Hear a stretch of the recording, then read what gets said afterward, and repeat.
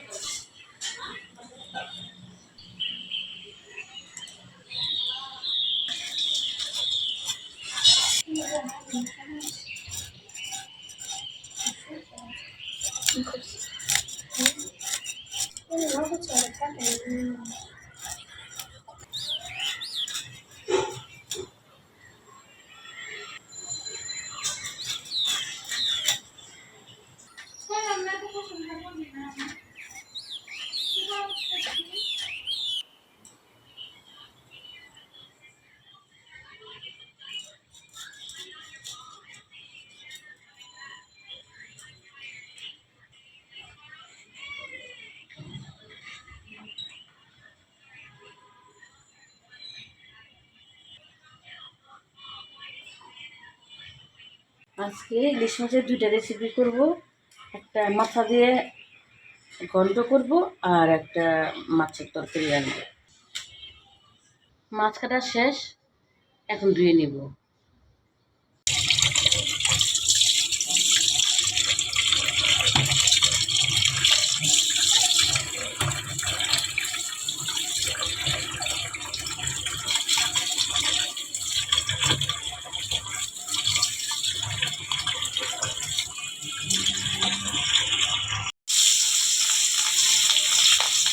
মাছগুলি এখন ভেজে নেব।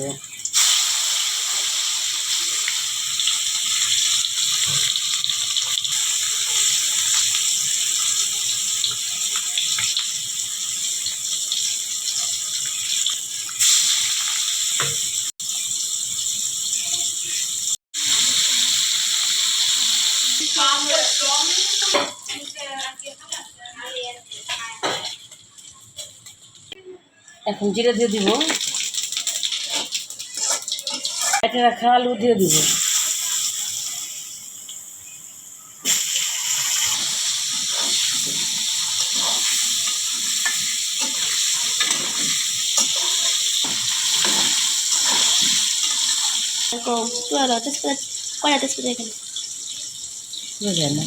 তেজপাতা দিয়ে দিলাম, পুড়ে যায় তো সেই জন্য পরে দিলাম। পুড়ে গেলাম, আমাকে ভালো লাগে না। বেগুনগুলো দিয়ে দিব।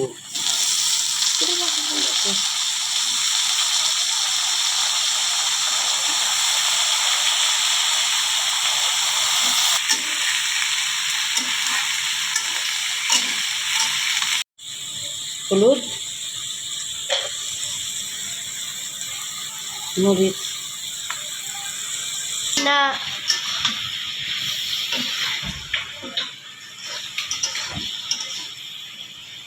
আর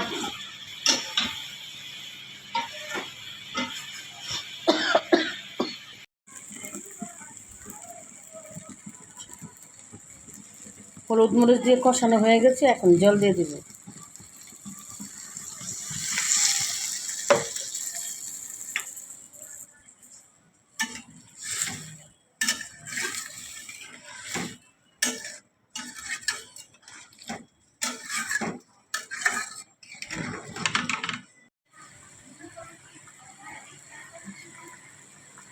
তরকারি হয়ে গেছে, এখন মাছ দিয়ে দিব।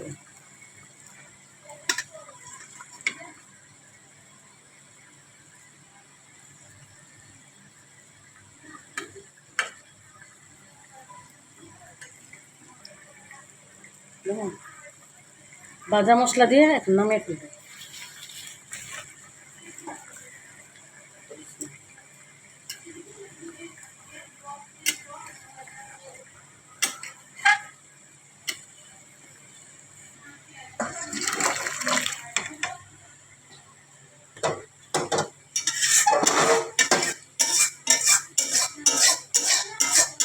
ইলিশ মাছ দিয়ে বেগুন আলু দিয়ে পাতলা ঝোল,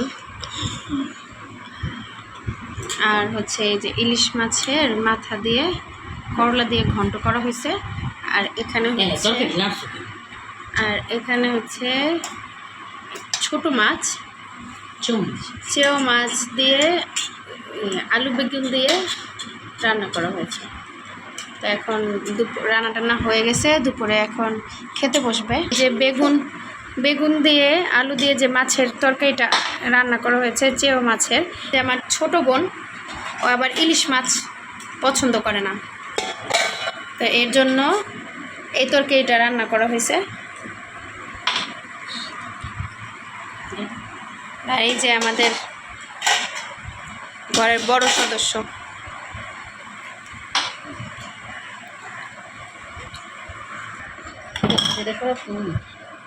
খাও।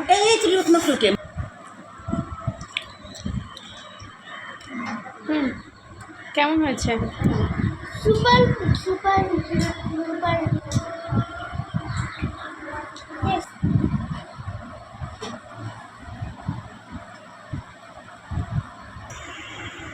এই তরকারিটা আমার খুবই পছন্দ,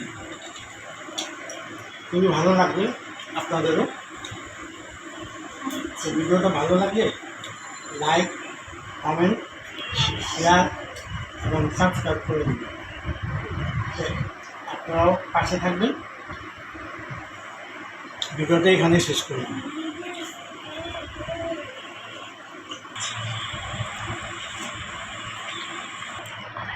ভালো করে দেখ।